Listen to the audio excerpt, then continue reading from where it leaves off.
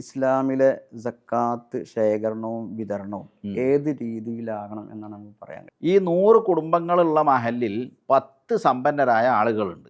ഓരോ സമ്പന്നനും അവരുടെ സക്കാത്ത് മഹല്ല് കമ്മിറ്റിയെ ഏൽപ്പിച്ചാൽ ഒരു 10 ലക്ഷം ഉറുപ്പ്യ ഉണ്ടാവും എന്ന് വിചാരിക്കുക. ഈ 10 ലക്ഷം ഉറുപ്പ്യക്ക് പാവപ്പെട്ട ഒരാൾക്ക് ഈ മഹലിലെ 10 പാവപ്പെട്ട കുടുംബം ഉണ്ടെന്ന് വിചാരിക്കുക.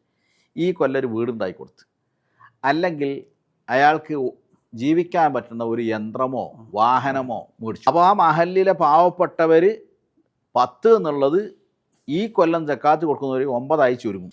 അതേസമയം ഈ 10 സമ്പന്നരായ ആളുകൾ ചില്ലറയായിട്ട് ഇങ്ങനെ ഓരോരുത്തർക്ക് കൊടുത്തെന്ന് വിചാരിക്കുക. ഈ ദരിദ്രരായ ആളുകൾ പിറ്റത്തെ കൊല്ലവും അതിന് ആവശ്യക്കാരായിട്ടുണ്ടാവും.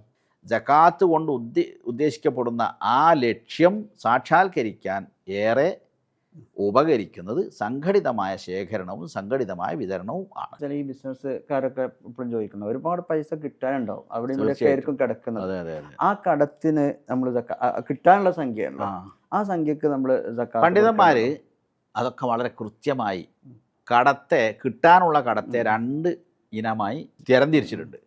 ഒന്ന് ദൈനുൻ മർജുവുൽ അദായി, മറ്റൊന്ന് ദൈനുൻ ഗൈറു മർജുവിൽ അദായി. തിരിച്ചു കിട്ടുമെന്ന് പ്രതീക്ഷയുള്ള കടവും തിരിച്ചു കിട്ടുമെന്ന് പ്രതീക്ഷയില്ലാത്ത കടവും. തിരിച്ചു കിട്ടുമെന്ന് പ്രതീക്ഷയുള്ള കടം എല്ലാ വർഷവും സക്കാത്ത് കൊടുക്കണം. ഒരു 200 പവൻ സ്വർണമുണ്ട് ഒരു സ്ത്രീയുടെ അടുത്ത്, പക്ഷെ ആ 200 പവനും അവർ ആഭരണമായിട്ട് ഉപയോഗിക്കുന്ന സ്വർണമാണ്. അങ്ങനെയുള്ള ആഭരണത്തിന് സക്കാത്ത് ഇല്ല എന്ന് പറയുന്നു. അപ്പോൾ ഈ 200 പവനൊക്കെ ഒരാൾ ആഭരണമായിട്ട് ഉപയോഗിക്കുകയാണെങ്കിൽ പോലും അതിന് സക്കാത്ത് ഇല്ല എന്നാണോ ഉദ്ദേശിക്കുന്നത്? ഒരു സ്ത്രീ അണിയുന്ന ആഭരണം, അവൾ അണിയുന്ന വസ്ത്രവും ഉപയോഗിക്കുന്ന വാഹനമൊക്കെ പോലെയാണോ എങ്കിൽ അതിന് സക്കാത്തില്ല. സക്കാത്ത് ഒരു മനുഷ്യൻ്റെ എല്ലാ ചെലവും കഴിഞ്ഞ് ബാക്കി വരുന്ന സമ്പത്തിനാണോ? നിസാബ് തികയുക എന്നതാണ്.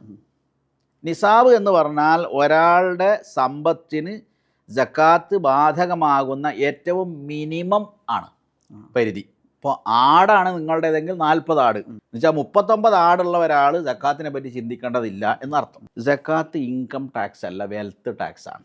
ഇൻകം ടാക്സ് നിങ്ങൾ എത്രയാണോ ശമ്പളം വാങ്ങണത് ആ ശമ്പളത്തെ 12 കൊണ്ട് ഗുണിച്ചിട്ട് അതിൻ്റെ 2.5% അല്ല ഇത്ര ശതമാനം ഗവൺമെൻറ് നിശ്ചയിക്കുന്ന ശതമാനം നിങ്ങൾ എന്ന് വെച്ചാൽ മാസത്തിൽ 20,000 ഉറുപ്പ്യ ചെലവുള്ള ഒരു പ്രാരാബ്ധമുള്ള ഒരാൾ വാങ്ങുന്ന ശമ്പളവും കല്യാണം പോലും കഴിച്ചിട്ടില്ലാത്ത ഒരു ചെറുപ്പക്കാരൻ വാങ്ങുന്ന ശമ്പളവും ഒന്നാണെന്ന് വിചാരിക്കുക.